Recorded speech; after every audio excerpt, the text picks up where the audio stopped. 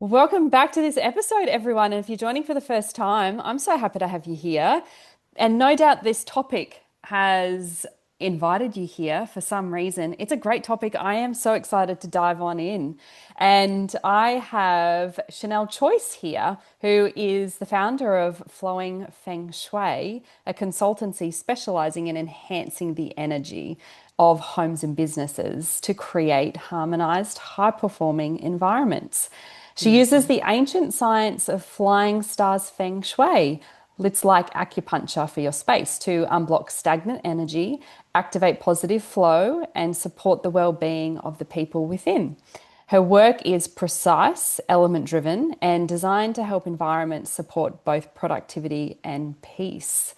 What a combo. Hello, good Mm, morning. good morning. I was just listening to that and I'm like, yum, I want to be there.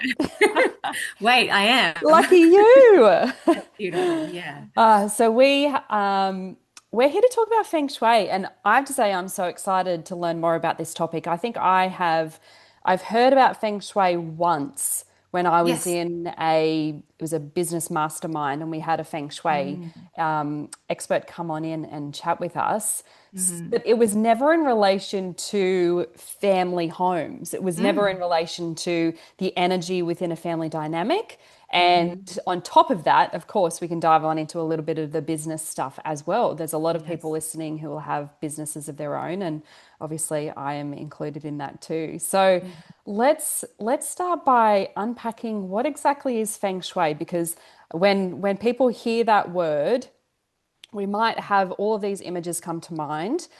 Probably 99% of them not factual, and maybe some cartoon character with, the woo-woo Definitely. stuff going Yeah. on. So give us a bit of a lowdown for the people that have no idea what it is. It's fine if you don't. It's not, it hasn't been something very popular as yet in the Western world, but it is a 4,000-year-old practice in the Eastern world. Mm. So it's not a new fad. It's not something that you're going to see on Instagram all of a sudden. It's been around forever.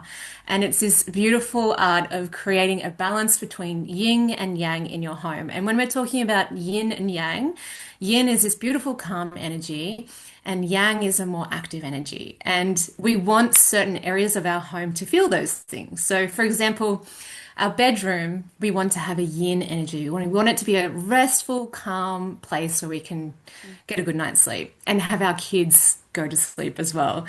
And then yang is something you want more in like a living room or a kitchen space where it's all happening and you have people over or you're coming together as a family for good communication.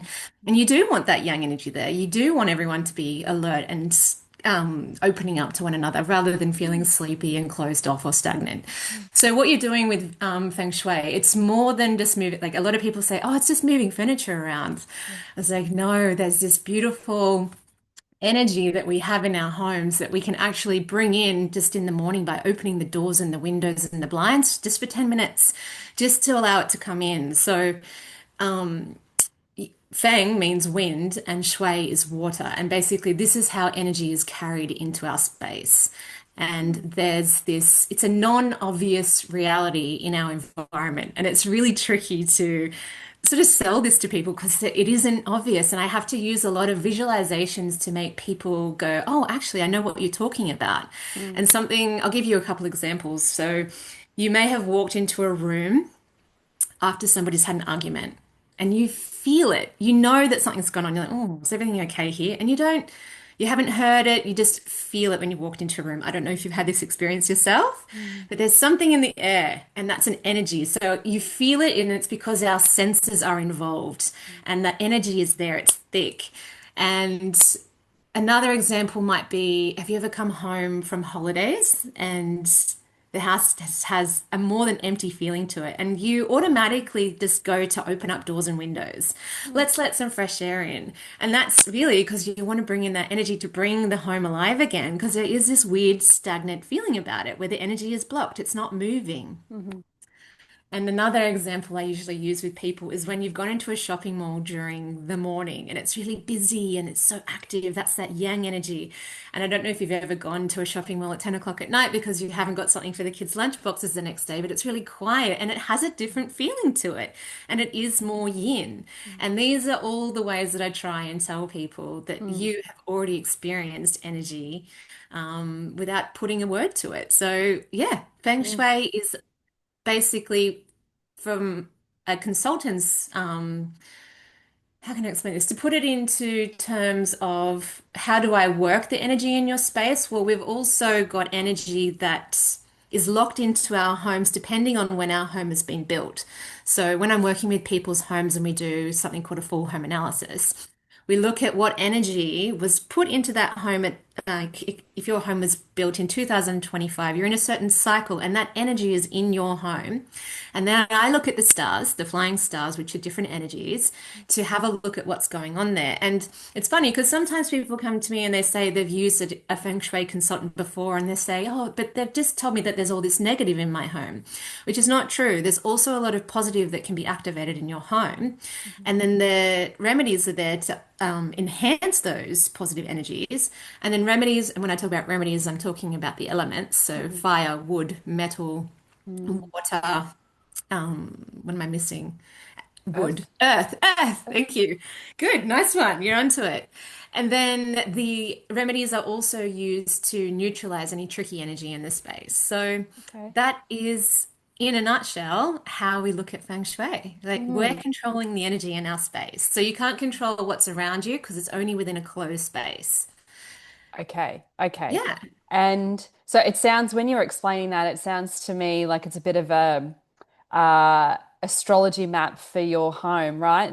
Oh, yeah. There We've is got a link star there. signs for our Yeah. birth, and then like you Yeah. were saying, depending on when our home was built, which is kind of the birth of your home, and then Absolutely. there's some energy that filters through to how your home feels as well, which is quite interesting. And then I guess on top of that, you've got, I mean, numerology. I know that sometimes they work with, the numbers of your home as well. Yeah. And so it seems to all be really Very connected. linked. Yeah. Yeah. I think like there's the astrology chart, and then with Feng Shui, there's the energetic blueprint of your home. And then with numerology, the numbers are fixed, but with Flying Stars Feng Shui, they change each year. So Hmm. every time we have a new cycle, every lunar new year, those energies change. Okay, Yeah. okay. Wow. And Mm. so when we look at, the inside of our home, okay, I'm looking around at my home. People who might be listening to this are looking around their home. What, what are the biggest things that you usually tweak, adjust, uh, talk about with people in their homes? Because I imagine you work with a lot of family homes. So Mostly. there's a lot of dynamics in the home. There's a lot of different needs. There's a lot of different personalities, a lot of different That's it. ages Yeah. usually. So Yeah. what are the key rooms or the key topics that usually come up when you're first meeting a family and chatting with them about their home? So the entryway is the mouth of your home. It's where the positive chi is coming in. So we're always looking at the entryway to make sure it's not blocked or cluttered or in direct line with the back door, which is common. Mm. Or the other thing I ask the families, are you using the front door often? Because a lot of families use, especially in Australia, they use the garage, Yeah. and the garage is polluted energy. It's not what we want coming into our homes. Mm. And I encourage them to at least sometimes try and use the front door or just open it in the morning if it's safe to allow that energy to get in. Because we're looking at things like, is there anything blocking the entryway? Is there a whole lot of shoes that could be in a basket? We don't want that energy coming into our home either because we carry energy on our shoes that we don't want in our home. So it's good to keep them outside, and a lid on top is usually beneficial. Mm. And then we look at, is there cobwebs, or is there like a dirty mat, or is there dead leaves or dead plants anywhere? We want it to be so inviting that energy just goes, yep, I can see this place. I can go in there clearly. It's not going to get blocked or stuck. Mm. It's not going to shoot out the back door. And so this is a key part of the home that we look at first when Mm. it comes to the layout, like the floor plan. Yeah. Wow. I love that. Yeah. I'm already thinking, okay, yeah, I use the garage a lot. Actually, we use it Yeah. all of the time because that is another entry to our home. It is. So that's already okay. Tick, beautiful. Thank you. I'm wondering too, is there a link between the amount of stuff that we have around? So let's speak from a mum's perspective and a mum's world, right? So Yeah. I'm looking around my home and I have a pile of washing in front of me. I've got my daughter's jackets hanging around. I can see toys that I haven't put away yet. I can see her nappy bag, open and sitting on a chair. So there's stuff that Mm. it's rarely going to look perfect. So I'm wondering, Hmm. is there a link between the stuff, the undone tasks, Hmm. and feng shui or the energy that's in the home? If it's stuff that's sitting there constantly, it's going to block energy from flowing. If it's there just a little bit, like that washing's not going to always be there. But if it's also sometimes it makes you feel like you have a cluttered mind when you see a cluttered Mm, house. You know, there's a relation there. So I feel like our nervous system constantly scans our environment for safety. And if a space is chaotic or feels chaotic or cluttered, unconsciously we perceive it as unsafe. So a home with balanced energy mirrors like the balance your nervous system craves for. mm, And a balanced flow of energy means the home supports the energy instead of drains it. mm, And I think when it comes to the flow, like sometimes you have to imagine energy moving within the space. If there's something like a whole lot of boxes that have just been sitting there for months, it's going to get stuck there. It's not going to be able to move, mm, or it's not going to have that space where it can be activate what's needed in that space. And mm, when I'm talking about activating spaces, we have 9 different areas of our home. And these sectors can control things in our life, like our career, our health, our wealth, our relationships. So if you look at a part of your life and you think, gee, nothing's working for me in my career, no opportunities are coming my way, I feel so stuck in my creativity and I'm not able to move forward in my career, go to the north sector of your home. And if you don't know where that is, you can use the compass on your phone. Make sure you're not wearing any heavy jewelry or a smartwatch, though, because it really interferes with the compass reading. Like dramatically. It's really weird. okay. So make sure all that's off and just find the north area of your home. And this is the career sector. And if there is clutter there or mess or things that you're just sort of avoiding, that can be a reflection of what's happening in your career. So have a look. If your relationships aren't doing well, go to the southwest sector of your home and have a look what's going on there. So it's interesting. This is like one of my services is called Map My Home, where we just find these 9 areas, and people like to be able to work those 9 areas of their lives. But if Mm, then they feel like something's really off in the home, that's where we go into a full home analysis and go deeper. mm, So to answer your question, I feel that aligning rooms with the supportive elements like the fire, wood, metal, it helps the body feel resonance instead of resistance. mm. When I first moved into this home that we currently have, I moved from a one-bedroom apartment, and then we moved into this three-bedroom townhouse, which is what we're currently in at the moment. So we came with some furniture that had been in storage, and it was outdated Mm. furniture. It was metal, um, and we put it in our home, and I was beyond unsettled. I was so unsettled. My emotions were fluctuating. They were all over the place. It didn't feel like home. I didn't feel safe here. My nervous system was having a huge reaction. And Wow. I just said to my husband, I said, you won't understand, but this has to go. Like the metal has to go. My husband's thinking, what's practical, right? It's Mm. practical for now. And I'm like, Yeah. you don't get it. It has to leave my space. I need wood. I need wood in my space. I need earthy tones. I need earthy materials. I was so adamant that this had to Wow. change. And sure, so we got rid of the table. We got this big wooden table in, and we then transferred the chairs. And they have they're soft materials. It's not that plasticky fake Mm, stuff. mm, I'm super sensitive to that, and it's interesting that you say that because now it's all making sense to me. The groundedness that the wood brings into our home, definitely. and the cold energy that I felt when there was that metal table or glass Mm, as well. It's yeah. just not. It's not something that my body or my mind enjoys.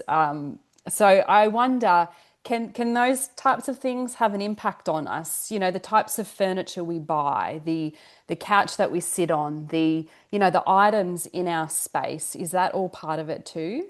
It can have an effect, Okay. definitely. And it sounds like you're very intuitive and sensitive to energy already. Mm, It's funny because metal is actually a really powerful element. I mm, think it's the most powerful of all of them. interesting. And when people read their report and see that they need to put metal in their home, at first they're like, "Oh, I don't really want to do that," but there are ways around hiding it. But it's usually the element that they feel the most, especially the males in the home. So I'm really interested that you felt it more than your partner, Mm, because metal is for clarity and focus. And it's what you said, earth and wood, and earth is that stability and grounding and nourishment, and wood attracts growth and motivation, while it neutralizes things like stagnation or lack of direction. So it's almost like you knew what your home needed. And I would have loved to have done an analysis on that home to see yeah.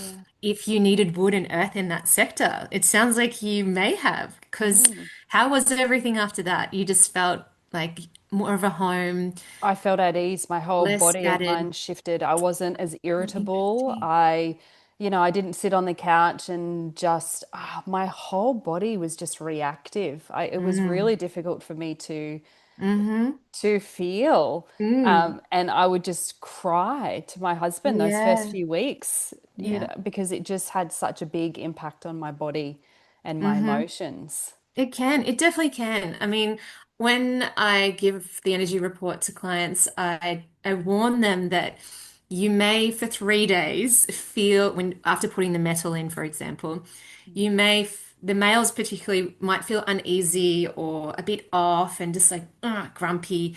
But then once the energy settles, they start to feel good and like everything's fine. I don't know what I was whinging about.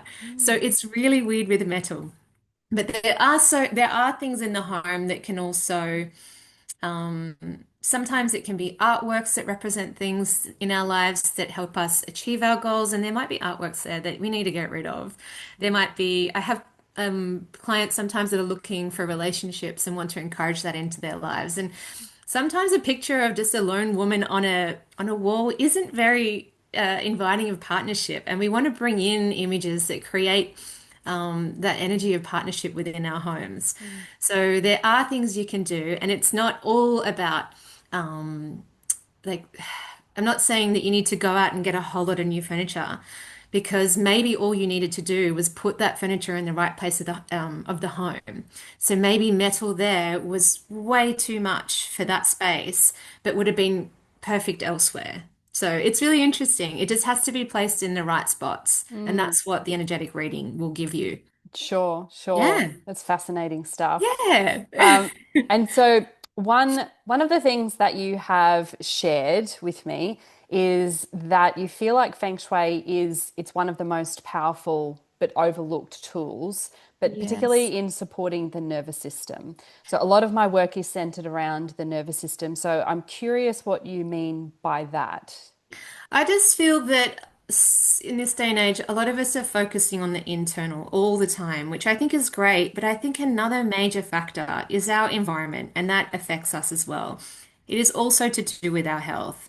Our environment has so much to do with that. So I do feel that Feng Shui creates an where your nervous system no longer needs to be on high alert. Instead of being drained by your space, you're nourished by it. And so I think that works hand in hand with the nervous system. Mm. And yeah, I wonder if you agree. How do you feel about that? Yeah, it makes sense to me. I Yeah. think you made a really great point at the start where you said like you said that you feel like your nervous system is constantly scanning your environment for safety, and Yeah. I absolutely would say that too. Yeah. And I think it's very unconscious as to the pieces of information in our environment that it's collecting because we don't consciously know what it's picking up in our external environment. But one of the things that my husband is absolutely adamant on, I mean, he would live in the most Japanese minimalist style home possible if he Yeah. could. And I'm Yeah. all for it. I'm all for it. I love it. I love what it represents, simplicity, and I believe that that's what impacts us as well. So it's if our space is simplistic in nature, our mind really does have space to breathe and to just be and to settle, Hmm. which leads me to something that commonly gets discussed. Even when I was working as a child behavior specialist and we were speaking about sleep concerns for Yeah. kids, Yes. is about their bedrooms, Yeah. okay, their Yeah. space. Yes. Because a lot of parents have their kids' bedrooms and they're very busy, right? We've Yeah. got we've got artwork on the walls and we've got paintings here. And even when I was designing the nursery for my daughter, I was like looking up all Instagram pictures and Hmm. seeing all the most gorgeous designs, right? Hmm. But then I thought to myself, they just seem really busy for me. I Mm. don't really want busy in my daughter's Mm. room. I want very simple, Hmm. simplistic is what I'm after. But some kids, we've got all of the toys, and then we've got all of the books, and then we've got all of the dirty clothes, and we've got the washing basket, and we've just got a lot of stuff. And so Yeah. I That's it. wonder then when you're working with families, and you do look at the kids' rooms, what are some of the tweaks that usually you make within those spaces or that you find is important? So I get a lot of families with neurodivergent children reaching out because they have done the research and seen how Feng Shui can help keep their kids calmer at the end of the day and sleep better. So we want the bed in command position, and that's not always possible. Like my son's room, it hasn't worked for him. He didn't like the feeling. And this is the thing with Feng Shui. It has to feel good as well. If you do something to the room and it doesn't feel good, then leave it where it is. But the main rule is to have it in command position so the child feels safe. They can see what's coming in. And there's also a belief that having a strong headboard behind their head makes them feel safe and secure as well. So there's that, and not having them next to the window because there's so much energy coming in through there. So we want them in a calm space. But even just the lighting in a room. So if you think about some of the lights in your house, some of them are very almost like hospital grade lights, and it doesn't feel nice. And that can be really irritating, like for a child, especially. So if you just look at the afternoon, okay, it's 5, 6 p.m., let's just put on a lamp. Just that dimmer light creates that yin energy in that space for them. And then I think less toys is best. And if you're going to have plastic toys, it's nice to balance it out with your wooden toys just to have, because plastic toys are very yang, they're very loud, they're bright colors, they're they're hard. But then you've got your softer plush toys, and then your yin is like your wooden toys, your felt toys, and things like that. So something that feels calming for them as well, and just less, you know, less color in a space where you want them to calm. And I think color is also important in a bedroom. Um, if you're going to have artworks or, bed sheets, let's go more earthier tones. It is such a nice feeling on their nervous system to have that earthiness around them. I think toys, they're always going to be all over the floor, but it's so easy just to chuck them in a basket with a lid. I think the lid is so important just to close that off at the end of the day, and then they can just pop it away into a cupboard. And it's such an easy way to get rid of it. And I just think those little things, just keeping the clutter away, having earthy tones, a nice dim light, the bed in a safe position is enough to help a child start to settle at the end of the day. Mm. So, They're really good. They're really simple as well, and they make a yeah, lot of sense. That yeah. was one of the other changes that we had to make, the second that we moved in, we changed all of the lighting in our home Yes, some because it places. was all the fluorescent Yes, that's the word I was looking lights, for. Yes. and it has a horrendous impact. I Yeah, mean, I don't like it. yeah, I can't be, it's like you're on all of the time. It's like you're just Definitely. this, it feels like, because we were talking about metal before, it feels like you're a metal pole, like everything is Hmm. stiff. That's the feeling for me. And then as soon as we change the lighting, then it's everything can soften. Yeah, Everything feels welcoming. you feel it And you instantly. really do. Like a Yeah. breath out. Whew. Yeah. You really do. Yeah. So, part of part of the people listening obviously are mums, and I enjoy talking about everyone's motherhood journey and motherhood experience because it's always unique and there's always something we can learn from everyone. And one of the things that you had mentioned to me, which I think is such a beautiful insight for not only for mums in general, but definitely mums with younger kids, is that you often wish you could have been the mother that you are now with Yeah, your first maybe one or two kids. that's And it. because you really do have quite a big age gap. So Yeah. your youngest has turned 1 in June and your next youngest is 9, right? And then 12. So you've got quite a bit of an age gap, which leads to so much wisdom. You said that you're so much more relaxed and more intuitive and just far less caught up in doing things right. And so I'd really like to hear more about that experience for you. Why are you more relaxed now, do you think? Why do you wish that you could have been this version of you in the beginning?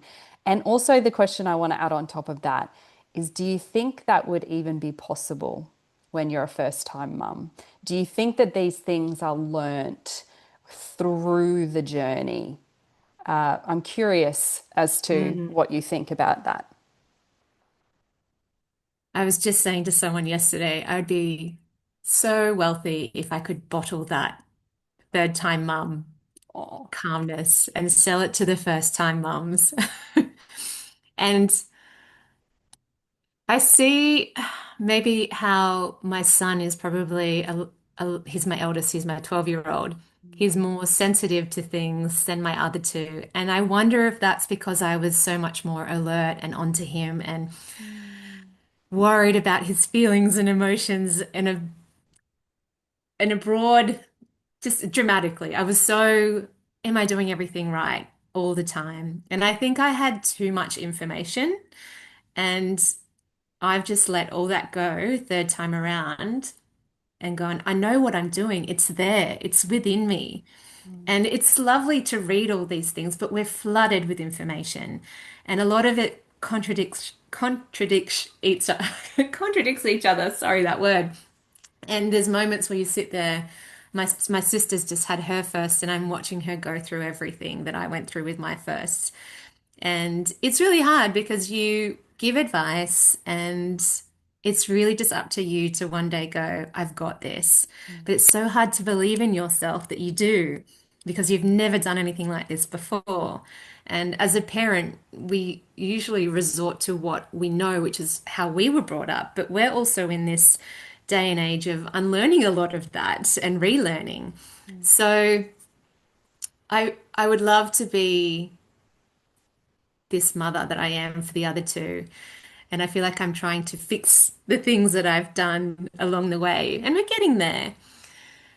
Um, what was it? Sorry, what was the second the part of the second, question yeah, the again? second part was, do you think that you could even know this the first time around? Is it even possible, or is it just simply necessary to go through that journey as a first time mum and then you learn things along the way? Is it possible to be the third time mum as a first time mum? I think it's a lot of belief. Like you have to believe, like, I've got this and really believe it. Because I told myself that the first time around, but doubted myself along the way. So I think if I just go, I've got this and this is all a part of it, then I would have been more relaxed. But I was always listening to a family or a friend with all their advice alongside social media's advice. And it was just interfering. And I think it would have just been nice to be alone with my baby and just going with what I know. Even if I didn't know much, your mother intuition is so strong. And when you're nice and calm, it speaks loudly. Mm, When you've got everyone else speaking at you loudly, your inner voice shuts down a little and you mm. forget to listen to it. Even when you feel like you don't know what you're doing, you've got this. Yeah. Yeah. And I think that's a muscle, right? In this day and age of the overload of information. You know, I've Hmm. been working with families as a child behavior specialist and family dynamics practitioner for 12 years now. So Hmm. that was before I had my daughter and before I was a mum. And what I'm grateful for the most from that journey and experience is the pattern that I saw time and time again, which was mums outsourcing their own knowledge of how to mum, their own Yeah, intuitive knowledge of being a that's it. mum. So Yeah. when I became pregnant, when I became a mum, I completely shut out everything. I would have people recommending me books. I would have people recommending me people to follow on Instagram. I had Yeah. all of these well-intentioned things, and I just did not do one of them. I Mm. cut everything and everybody out. Good on you. And I think one of the greatest things that I could have learnt over the last 12 years, and I've termed it true nature parenting. And I termed it that because I believe that every single mum is unique by nature, which Hmm. also means their parenting style is going to be unique by nature. So Definitely. if I compare myself to another mum that I know who is very structured, very routine orientated, and she thrives with that, That's the word. loves it. She Yes. thrives in life because of that passion for structure. So her parenting is going to align with that. And if I tried to be her, not only would I be burnt out at the drop of a hat, but also my daughter would be so unsettled and Uh, so yeah. dysregulated. And if she tried to be me, if she tried to be the flow mum, if she tried to be the go with the flow, everything will be fine, we'll find a solution, she would be outrageously stressed. And therefore, her children would be very dysregulated, very stressed, and therefore they'd feel really, really unsafe. That's So it. I really think, like what you were saying, the information doesn't really do us justice in the end. No. And I think that we each have a special, unique flavor that we Hmm. have for our kids and into parenthood. And then Uh, for the world, you know, we need all these differences. mm, They're beneficial. So yes, yeah. I Yeah. agree with you 100%. Yeah. Yeah, we really do. And so it speaks to then uh, something else that you mentioned is that you wish that there was more conversations around how natural it is to grow into motherhood, Yeah. right? This not to expect ourselves to master it from the first day.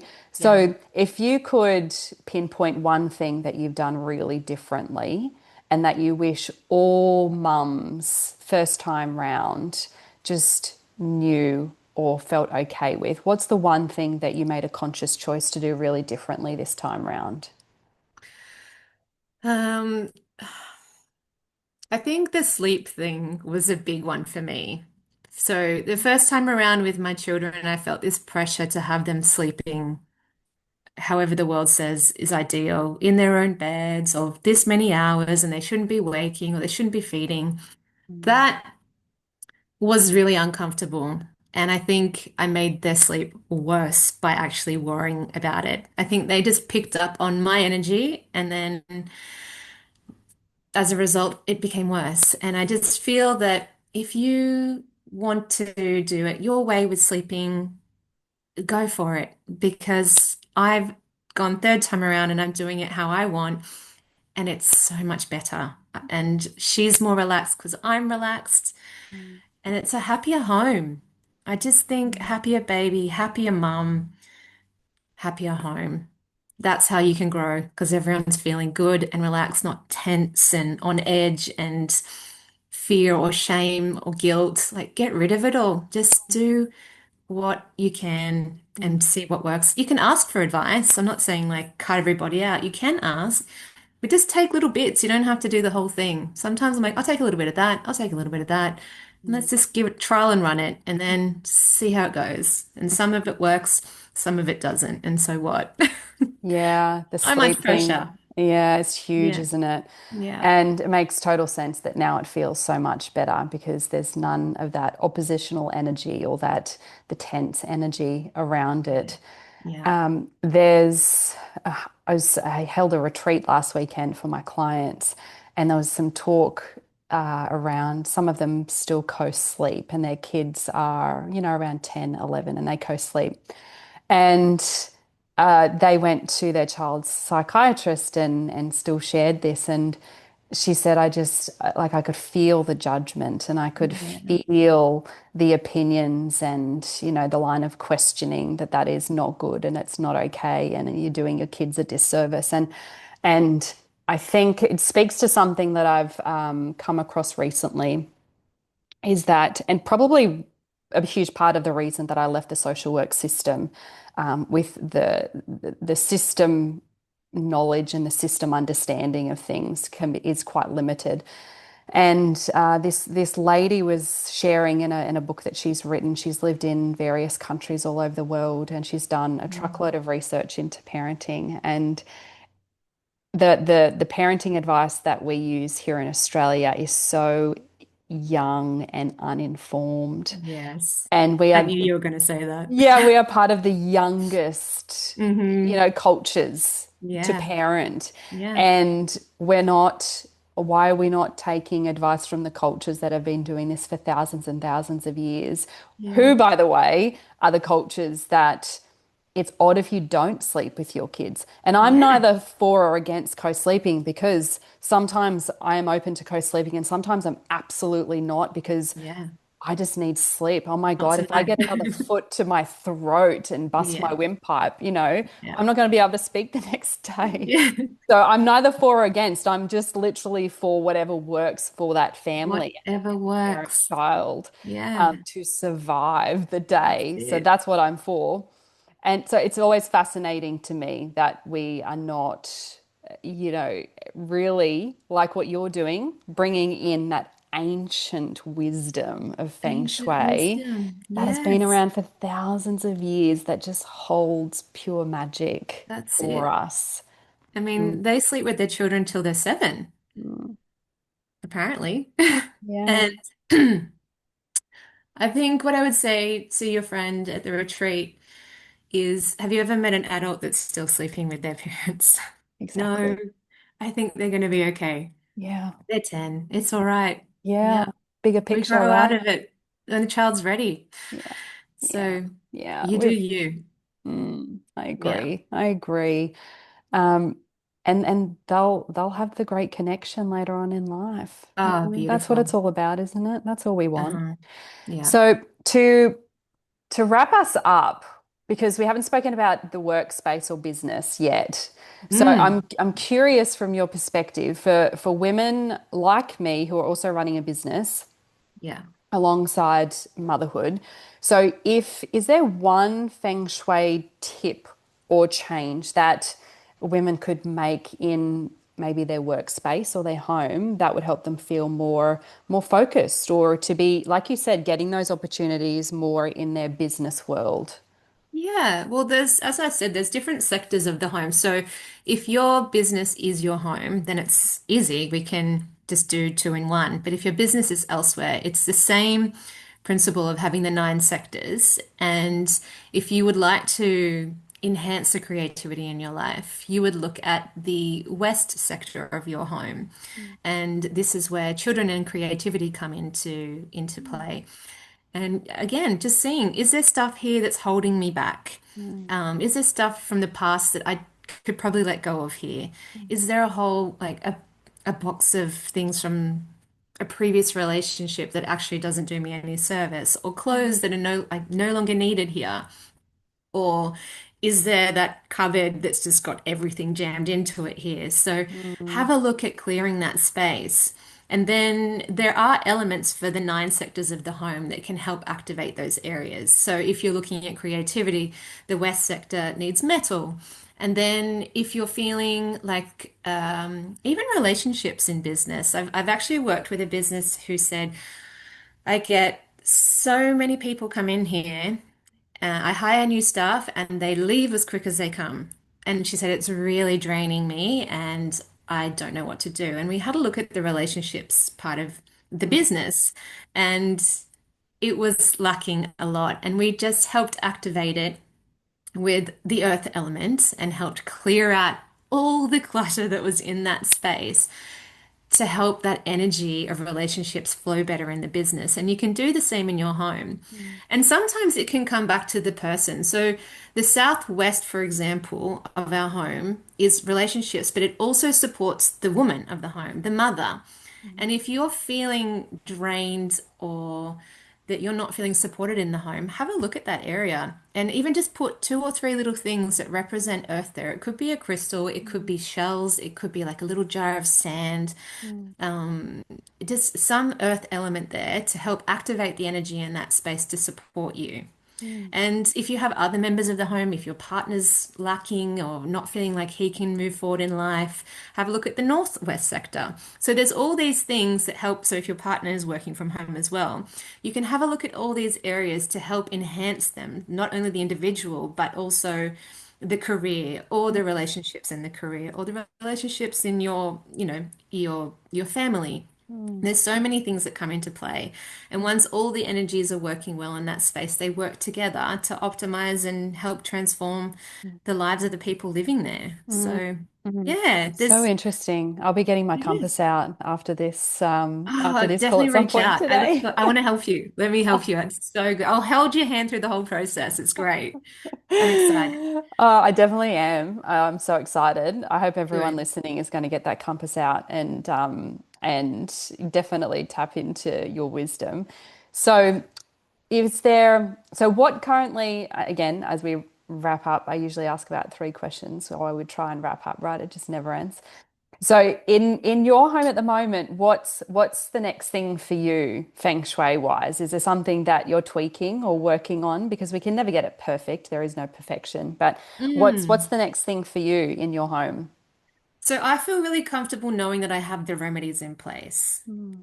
That makes me feel good. However, we're renting a space at the moment and I have a mirror facing the bed and I really don't like it and I can't take it off the wall. So we have to cover it with a sarong every night, which aesthetically doesn't please me very much. I'm like, oh, I don't like that. But it's short term. But if you have a mirror facing your bed, it's just imagine like the energy source, it's bouncing back at you. So it Mm. could, if you're having a restless sleep, or if you're not sleeping well at all, or if your children aren't and they have a mirror facing the bed, it's could be because the energy is just coming at you all night. And the reason I also did it is because my 1-year-old is in the room with us, and I just thought, I feel like it's affecting her. And the nights that we've covered it or we've forgot, I think, is it coincidence or is it feng shui? It seems to really affect her more than us. So I'm covering that sarong on that mirror every night because that's definitely something that needed to be tweaked, and I can't remove it. So that's the best we can do at this point. Yeah. Sure, sure. Yeah. Wow, that's so fascinating. All these elements, right? It's so wonderful. And Uh, if you, so I'll mention, if you're watching and you're thinking, I don't want to put a sarong over my mirror, there's ways you can slow down the energy from traveling between you and the bed as well. So you could put a really nice thick throw at the end of the bed or a rug in between the mirror and the bed just to slow it down. A bit the same with the front door lining up with the back door. So with that energy shooting out the back door isn't ideal. So we'd slow it down with things like a plant or a little side table, like a hallway table or a rug or some artwork. It just slows it down, and that way the energy can spread throughout the house evenly. Mm. So people will start to feel more energized rather than drained because, yeah, it's just going out the back door. Mm. Yeah. And is there something that we haven't touched on about Feng Shui that you think people need to know? Have we worked it today in the best way possible with what we've spoken about, or is there anything that you feel like needs to be shared?